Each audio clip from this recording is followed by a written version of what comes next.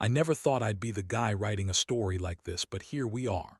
My name's Mike, and I want to tell you what happened with my wife, Jessica. We've been together for about 8 years, married for 5. At the start, everything seemed perfect. She was beautiful, smart, confident, and I genuinely thought we had a solid future ahead of us. We had our ups and downs like anyone else, but overall, I believed we were in a good place. Lately, though, things had started to feel different. Jessica became more bitchy, snapping at me for no reason, and she was always busy, constantly on her phone. She'd shower me with fake apologies when I asked if something was wrong, but her eyes would dart away, like she was hiding something. I brushed it off at first, telling myself she was just stressed with work or overwhelmed with the kids. We don't have kids, but she's always been close to her sister, and she's got a pretty demanding job. Still, I noticed she was more secretive, hiding her phone more, deleting messages, and keeping her laptop locked when I was around. Then came the first real sign that something was off. I was going over our bank statements one night because I'd caught her lying about where she'd been last weekend. She told me she was at her sister's house, but the bank transfers told a different story. I saw a series of deposits and withdrawals that didn't match her story. There were strange wire transfers to an offshore account, and some of the money was being moved around in a way that screamed embezzlement scheme. I got suspicious, so I hired a forensic accountant, a guy named Dan. I figured if she was cheating or stealing, Dan's expertise would help me see the truth. When I told Jessica I was hiring an accountant to review our finances, she freaked out, started throwing around words like paranoid, crazy, and accusations without proof. She said she was just stressed and needed space, but I could tell she was lying. The way she avoided eye contact, and the way her voice cracked when she said she didn't know what I was talking about made my stomach churn. Something was definitely wrong. I remember sitting alone in our living room, looking at the piles of documents I'd gathered. The more I looked, the more I realized how deep her lies went. The offshore accounts, the secret transfers, the weird payments to someone I'd never heard of, all of it pointed to one thing. She wasn't just cheating on me emotionally or physically. She was planning her escape, and I was just a pawn in her game. I felt betrayed, furious, and utterly stupid for not seeing it sooner. It was like discovering the woman I loved had been stealing from me and screwing around behind my back all at the same time. I wanted to scream, to confront her right then and there, but I knew I needed to be smart. I had to get real proof first. That's when I started digging into her phone, her emails, and her messages with Dan. Because if she was cheating, I wanted to know exactly how deep it went. That was just the beginning. So I started digging deeper into her phone and her emails. I needed to see what she was hiding, and honestly, I wasn't planning on holding back anymore. I found some messages with Dan, the forensic accountant I hired, and it was worse than I thought. They weren't just talking about finances. There were clearly secret plans, code words, and even some talk about retirement and getting out. It was obvious they were planning something together, probably to run off with the money once she had enough. I was stunned. This wasn't just about a little financial misstep or a fling. Jessica had been secretly working with Dan, the guy I trusted to help me fix our mess, to wipe us out.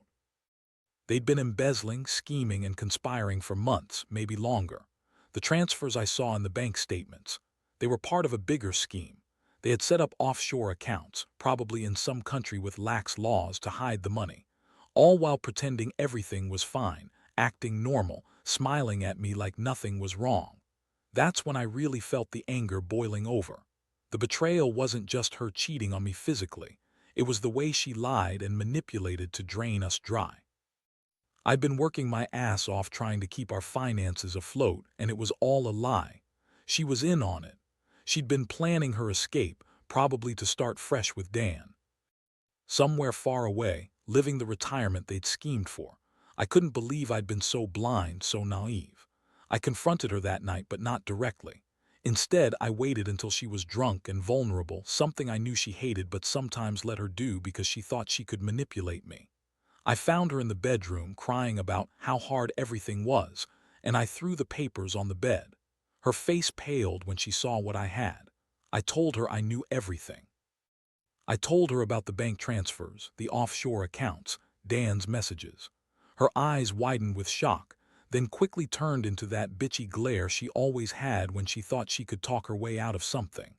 She started lying again, of course. Said she didn't know about the offshore accounts, that Dan was just a friend trying to help her get a better job, that she was just stressed because of her job and the money problems. She called me paranoid, said I was reading too much into things, and that I was ruining everything over some stupid mistakes. But I wasn't buying it. I saw the way. She looked at Dan's messages like she was trying to hide something. And her lies, they were coming faster than I could process. I felt like I was in some bad movie, and I was the idiot who didn't see the ending coming. The emotional roller coaster hit me hard. I went from rage to sadness to disbelief. I felt sick thinking about how many years we had together, how much I had trusted her, and how she'd just thrown it all away in pursuit of some stupid retirement scheme with him. I was angry at her, yes, but mostly I was hurt. The trust was shattered, and the feeling of betrayal was like a weight pressing down on my chest. I kept asking myself, how could she do this? How could she lie, cheat, and scheme behind my back? And then the worst thought of all, she'd planned to leave me with nothing, and I was stuck here, not knowing if I could ever truly trust her again. That night I didn't sleep much. I just kept staring at the ceiling, replaying everything I'd discovered. The lies, the secret accounts, the way she looked at me with that sneer.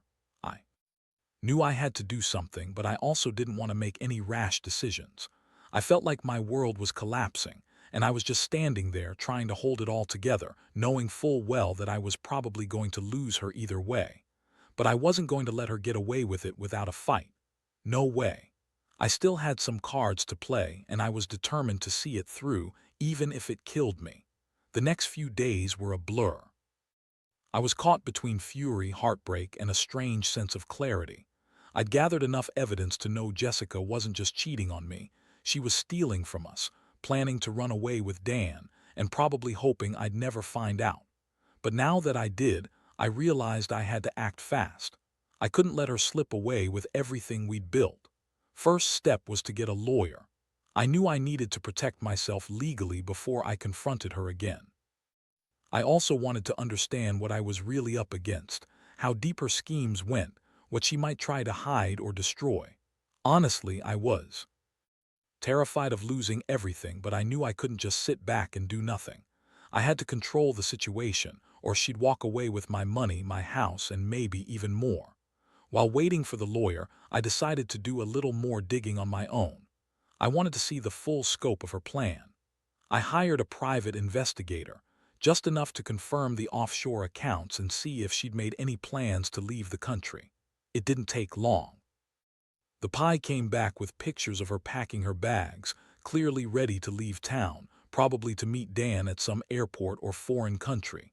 It was like watching a train wreck happen in slow motion, and I was powerless to stop it. That's when I decided I had to confront her again. I found her in the kitchen, pretending to be calm. She was sipping coffee, acting like everything was normal, but I could see the flicker of panic in her eyes. I told her I knew about her plans, the offshore accounts, everything. Her face twisted into a bitchy sneer, and she started denying everything again. Said I was being paranoid, that I was ruining her life over nothing, and tried to blame me for not trusting her. She told me I was overreacting, that she was just stressed and needed a break, that I was just trying to control her. I lost it. I told her I wasn't falling for her lies anymore.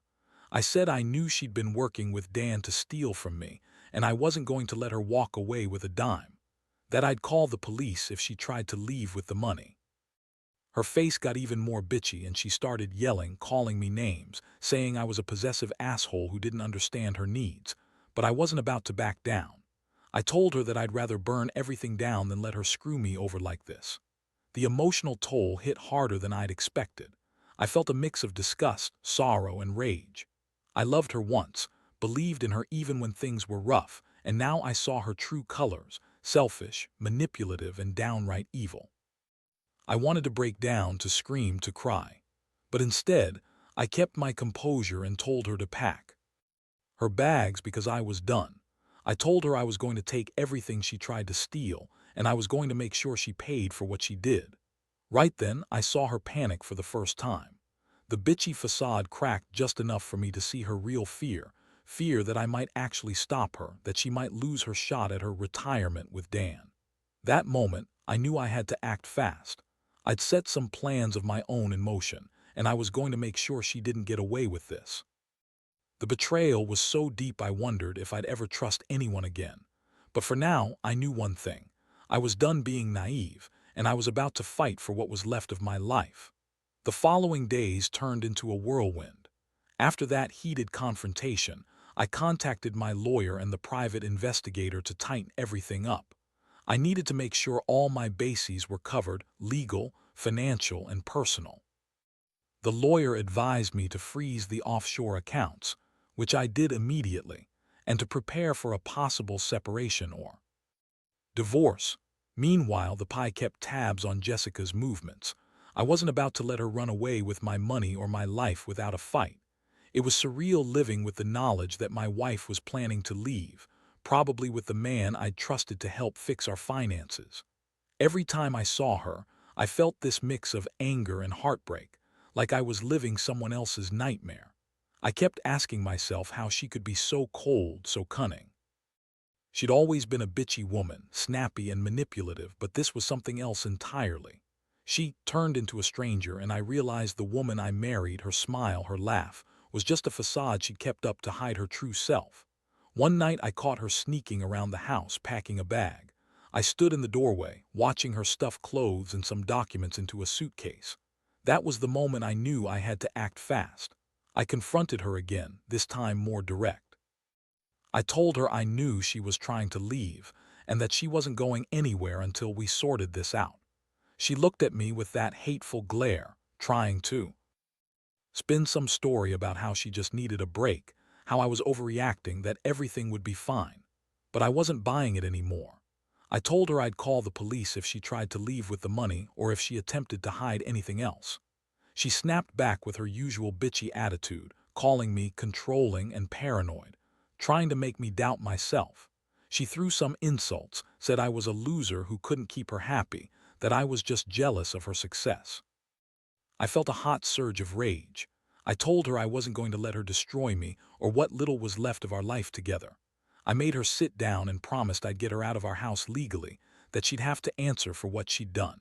She cursed me, called me a controlling bastard, but I stood my ground. I wasn't going to let her manipulate me anymore. The emotional toll was brutal. I felt like I'd been punched in the stomach every time I saw her sneer or heard her lie. I was crushed by the betrayal, and yet I knew I had to stay strong. I kept thinking about all those years I invested in this marriage, how she'd always been a bitchy, manipulative woman, but I ignored the signs because I loved her. Now I was left with that bitter taste of betrayal, wondering how I could have been so stupid. How did I miss all the red flags? How could she do this to me after everything? But I also knew I couldn't let her get away with it. I couldn't let her walk out the door with my life savings, my trust, or my dignity. I was determined to make her answer for her actions, to ensure she didn't ruin me completely. I started making plans to file for divorce, to freeze her assets officially, and to protect myself. Deep down, I was devastated, knowing I'd lose her, that all the promises we made were now just empty words. But I also felt a strange sense of relief, like finally the truth was out and I could start rebuilding from the wreckage. The days that followed were a mess of legal filings, financial defenses, and emotional exhaustion. I hired a divorce lawyer who knew exactly how to handle a situation like this, especially with the evidence I had accumulated. I also worked with the bank and the investigators to freeze all the offshore accounts she'd set up, making sure she couldn't access the money or hide it elsewhere. Every step felt like a small victory, but it also brought the reality of losing her closer to hitting home. Jessica, of course, wasn't about to just roll over. She kept throwing tantrums, calling me controlling and paranoid, trying to spin it like I was the one ruining everything with my accusations. She'd scream at me about how I'd ruined her life, how she was just trying to find happiness, and that I was some jealous, insecure man who couldn't handle her success. It was exhausting hearing her tell lie after lie, acting like she was the victim when she was the one stealing from our future. One night, I caught her sneaking into her closet, trying to hide more documents. Her bitchy attitude knew no bounds. She had these fake tears, trying to guilt-trip me into backing off. I told her straight up I wasn't buying her bullshit anymore. The evidence was overwhelming and I was done feeling sorry for her. I demanded she tell me the truth, what more she was hiding and where the money was. She looked me dead in the eyes and lied again, saying she had no idea what I was talking about, but I knew better. I saw her trembling the way she kept glancing at her phone. She was hiding something and I was going to find it. Inside, I felt like I was falling apart. The betrayal cut deeper than I could have imagined. I'd always been a steady guy, practical about everything, but this was personal. She was my wife, my partner for years, and she'd been planning her escape behind my back. I kept asking myself how I missed all the signs, how I let her manipulate me so easily. I'd been faithful, honest, and hardworking, and now I was left with nothing but this bitter resentment. There were moments I wanted to just give up and walk away, never look back, but I knew I couldn't. Not with everything at stake. I also started contemplating what I'd do if she actually managed to leave. Would I fight to keep the house? Would I try to get full custody if she left? With the kids, I started feeling the weight of it all bearing down on me. Still, I also knew I had to stay calm. I couldn't let her see how much she'd broken me, at least not completely. So I kept pushing forward, gathering more evidence, preparing for the worst, and keeping my wits about me. Honestly, I don't know what's going to happen next. I'm just trying to hold it together, to stay strong, and to figure out how to move forward from all this, after the betrayal of a woman I once thought I knew. But one thing's clear. I've learned that sometimes the people closest to you can turn into the biggest enemies. And no matter how much you love someone, you have to protect yourself first. So after everything, the lies, the betrayal, the scheming, and the heartbreak, I finally made the choice to move on.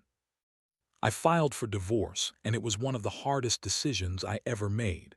Jessica fought me tooth and nail, throwing tantrums, calling me every name in the book. She claimed I was ruining her life, that I was a jealous fool, but I knew better.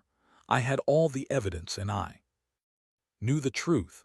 She had been planning her escape with Dan for months, using our shared finances as her retirement plan.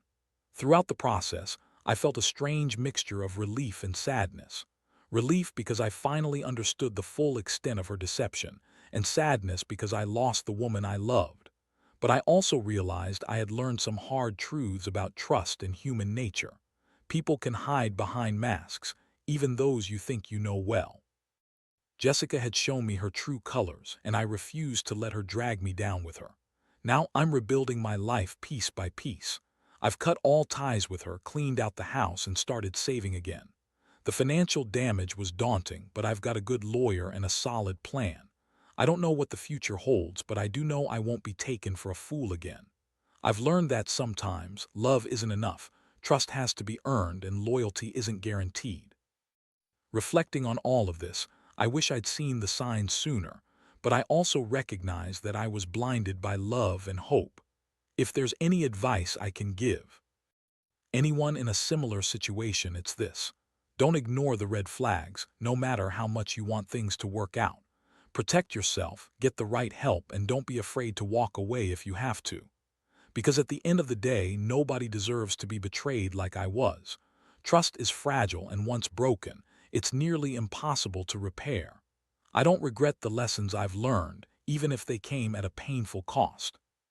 Now I'm focused on healing and making sure I never let someone do this to me again. Life goes on, and I'm determined to come out stronger. That's all I can do.